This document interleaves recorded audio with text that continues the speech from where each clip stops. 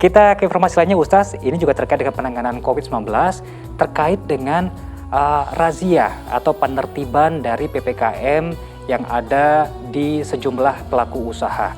Dugaan tindak kekerasan yang dilakukan oleh Satpol PP Kabupaten Goa, Sulawesi Selatan yang sejak kemarin menyita perhatian jagat maya, akhirnya mendapat perhatian serius dari pemerintah kabupaten setempat. Aparat Polres Goa bahkan siap menjerat oknum Satpol PP itu dengan hukuman 5 tahun penjara.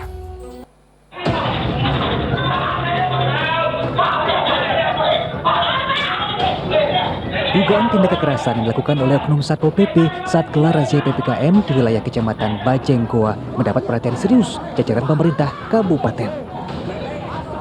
Hingga Kamis kemarin, Polres Goa Sulawesi Selatan sudah memeriksa 6 orang saksi dari berbagai pihak guna mengungkap tindak pemukulan yang dialami oleh pasutri pemilik kedai A dan N. Saya tidak akan mentolerir setiap tindakan kekerasan. Dan kita semua pasti mengecam tindakan-tindakan premanisme, kekerasan, dan lain-lain. Oleh karena itu, saya akan memberikan sanksi tegas kepada oknum-oknum yang melakukan kekerasan dalam melaksanakan tugas. Sementara, meski belum ditetapkan sebagai tersangka, polisi siap menjerat oknum Satpol PP berinisial MR tersebut dengan pasal 351 KUHP tentang penganiayaan dengan ancaman 5 tahun penjara. Hasil visum memang kita lihat itu ada memar di wajah sebelah kanan untuk kedua-duanya korban. Mungkin persangkaan yang kami masukkan dalamnya adalah 351 ayat 1 dengan ancaman hukuman 5 tahun. Selain memeriksa sejumlah saksi, penyidik kepolisian sudah mengumpulkan sejumlah barang bukti berupa rekaman CCTV, surat visum, dan sebuah kursi yang diduga digunakan korban untuk melakukan perlawanan. Andi Muhammad Sardi melaporkan dari Kabupaten Goa, Sulawesi Selatan. Ya, semoga kejadian ini tidak terulang lagi karena sekian-kiannya semua pihak harus bisa menahan diri. Ustaz, bagaimana kalau melihat kasus ini? Sebenarnya kan kalau petugas menjalankan tugasnya, dia juga berikhtiar dalam hal ini Ustaz ya. Tapi karena poinnya tidak bisa menahan diri, menahan emosi, kemudian penertiban dilakukan secara koersif, kekerasan gitu Ustaz. Ya ini bagaimana ya, kita ini sangat prihatin terhadap hal-hal seperti ini. Jadi kalau kita lihat kan kedua belah pihak lah, seharusnya kedua belah pihak bisa menahan diri. Ya kalau kita kembali kepada apa yang kita lakukan sebagai arahan tugas ya, baik yang ini kan mengingatkan, aparat ini kan mengingatkan bahwa bagaimana kita harus tetap melaksanakan prokes yang baik, masuk ke dalam aturan. Itu kan sebetulnya warning atau mengingatkan kita gitu ya.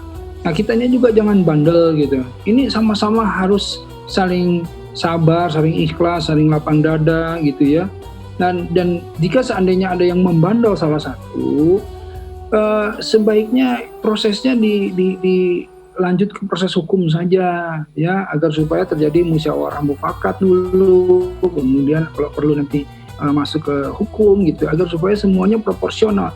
Jangan sampai terbawa emosi. Kalau sudah terbawa emosi kedua belah pihak ini tentu akan menjadi masalah yang baru, akan muncul urusan-urusan yang lain yang lepas dari esensinya. Esensinya kan menertibkan semua untuk masuk ke dalam aturan protokol kesehatan. Tetapi dengan adanya tadi lepas kontrol, ya, emosi yang berlebihan, yang kemudian akhirnya melampaui batas togok dan akhirnya ya zalim. Kalau sudah seperti ini, siapapun itu ya, kita sudah mendengar ada aparat yang dipukuli juga sama masyarakat, ada masyarakat juga yang akhirnya dipukul juga sama aparat. Nah, ini kan semuanya jadi sesuatu hal yang memprihatinkan. Sudah mah kita lagi susah, udah kita dapat permasalahan yang besar, ujian pandemi ini, ayo bersama-sama hadapi, jangan kemudian malah kita sekarang menjadi saling cakar-cakaran yang akan membuat masalah baru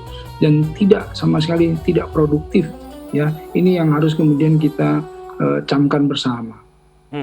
Dalam hal ini kita juga mengacung jempol terhadap pemerintah atau aparat setempat langsung memberikan tindakan, memeriksa kedua belah pihak begitu Ustaz, tidak dibiarkan berlarut-larut saja.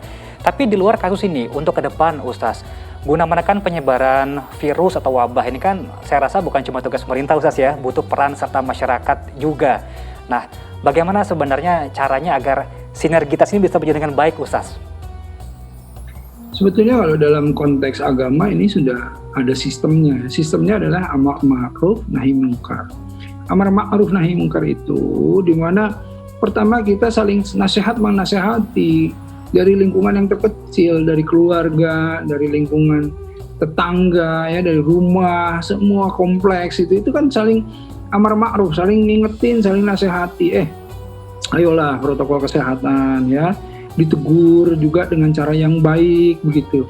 Nah kalau sudah begitu baru nanti nahi mungkar itu aparat yang berwenang, yang mempunyai otoritas yang datang untuk mengambil tindakan hukum. Tindakan hukum itu kan bukan kemudian main hakim sendiri, tidak. Tindakan hukum, apakah itu disegel tempatnya, apakah itu kemudian diberikan skorsing dan lain-lain. Ini kan ada tahapan-tahapan secara hukum yang sudah memang kita sepakati bersama. Dan memang masuklah dengan tuntunan seperti ini insya Allah. Karena jauhi tadi urusan-urusan pribadi. Yang petugas itu kan melaksanakan tugas, ya, bukan sedang kemudian melakukan segala sesuatu keinginan pribadi, bukan gitu. Nah, kita juga semua masyarakat juga, kenapa kita diarahkan untuk protokol kesehatan ini untuk kemaslahatan kita bersama. Jadi jangan egois juga. Nah, karenanya ini mesti memang harus diberikan edukasi lagi ya tentang permasalahan-permasalahan seperti ini. Duduk bersama-sama, sering edukasi, sering sosialisasi, insya Allah. Ya, dari mulai lingkungan terkecil saya kira ini masalah bersama buat kita semua. Amin. Saya nampaknya bertanya kepada orang yang tepat. Ustaz ini selain alim ulama, Ustaz juga saya dengarkan juga merupakan salah satu anggota dari Satgas di daerah Ustaz ya. Kira-kira Ustaz punya cerita tersendiri pada saat menertibkan suka dukanya dari penertiban prokes ini Ustaz? Ya. Kalau saya alhamdulillah ya karena diamanahi ketua mitigasi COVID-19 di Dewan Riset Daerah. Jadi saya lebih ke permasalahan-permasalahan risetnya, lebih ke permasalahan datanya, lebih ke permasalahan bagaimana tindakan preventif dan juga kalau misalnya mengantisipasi lonjakan. Jadi kita membuat tempat-tempat isoman alternatif dan lain-lain. Tapi juga ada sesekali yang kemudian kita berdiskusi dengan masyarakat. Nah, ketika diskusi-diskusi inilah kemudian kita berikan pemahaman-pemahaman tentang bagaimana sebetulnya jalan keluar untuk kemudian kita sesegera mungkin keluar lepas dari pandemi ini, begitu ya. Tentu permasalahannya adalah di permasalahan ekonomi. Dan inilah yang kemudian menjadi challenge, menjadi tantangan bagi setiap daerah. Ya, bagaimana sebetulnya masalah logistik, masalah ekonomi ini bisa terpenuhi dalam masa karantina atau lockdown. Ini permasalahan. Ustaz, bagi beberapa warga atau pelaku usaha yang sudah mengerti tujuan dari PPKM atau PPKM darurat, mengerti apa tujuan pemerintah melakukan pembatasan. Tapi mungkin Ustaz bisa memberikan pemahaman kembali kepada sejumlah pengusaha yang merasa pemerintah tidak berpihak kepada mereka. Ya, ini tidak tepat lah ya, tidak tepat. Artinya begini, pandemi ini masalah kita bersama.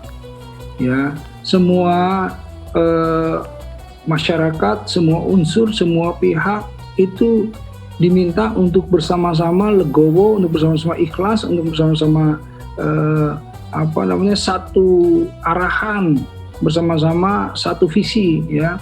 Bagaimana sebetulnya agar supaya kita tidak yang satu membebani yang lain. Coba kalau kita lihat ya betapa nakes-nakes kita ini sudah kewalahan, sudah bendera putih lah dalam istilahnya itu. Karena apa? Karena mereka setiap hari sudah terus mengalir itu sampai 50.000, coba bayangkan. Mengalir setiap hari yang namanya orang-orang yang terpapar begitu. Jadi kan kita ini seakan-akan membebankan mereka gitu. Nah, kemudian permasalahan pengusaha-pengusaha kan kalau kita lihat ada yang salah satu pengusaha yang berpikir bahwa karena mereka usahanya di sektor yang kemudian harus tidak boleh buka dan tidak boleh beraktivitas, mereka menganggap bahwa ini tidak adil. Bukan itu. Ini kan keputusan bersama bahwa ada beberapa sektor yang harus tetap berjalan, seperti logistik tentu yang paling utama gitu. Tapi yang lain-lain seperti misalnya pengusaha-pengusaha entertainment dan lain-lain kan ini ya berhenti total. Tapi ini bukan permasalahan adil tidak adil, tapi ini kan permasalahannya tingkat skala prioritas di mana kita melindungi kehidupan. Nah, jadi jangan egois, tetapi kita tetap bagaimana mencari cara untuk tetap bisa survive. Dan itulah ya yang kemudian kita kembalikan. Bagaimana survive dengan cara yang halal dan thayyiban dan tidak zalim terhadap yang lainnya. Ini butuh kebersamaan, karena ini ujian buat kita semuanya, ujian bisakah kita bersama-sama saling tolong-menolong, saling kompak untuk keluar dari permasalahan yang sama. Ya, karena poinnya adalah ini ujian bersama begitu, bukan cuma ujian bagi pemilik usaha. Kalau saya boleh menambahkan, saya rasa tidak tepat kalau dikatakan Satgas atau pemerintah egois, karena sudah diberikan peluang tetap berjualan dengan cara online begitu, Ustaz ya. Ya, salah satunya itu. Jadi sebetulnya kita harus justru berhusnuzon lah, banyak-banyak berbaik sangka. Jika seandainya ada orang salah ucap, ada orang salah keputusan dan lain-lain, harus dimaklumi karena kita semua dalam kondisi tekanan. Jadi kalau misalnya orang salah ucap, masjid kali ini kita tutup, bukan ditutup masjidnya, tetapi aktivitasnya dialihkan, kan seperti itu. Jadi tidak ada yang menutup masjid gitu. Nah, ini harus berhusnuzon lah terhadap hal-hal yang kadang-kadang kecil tapi membawa dampak yang besar. Siap. Karena masalah bersama, mari kita melewatinya juga bersama-sama.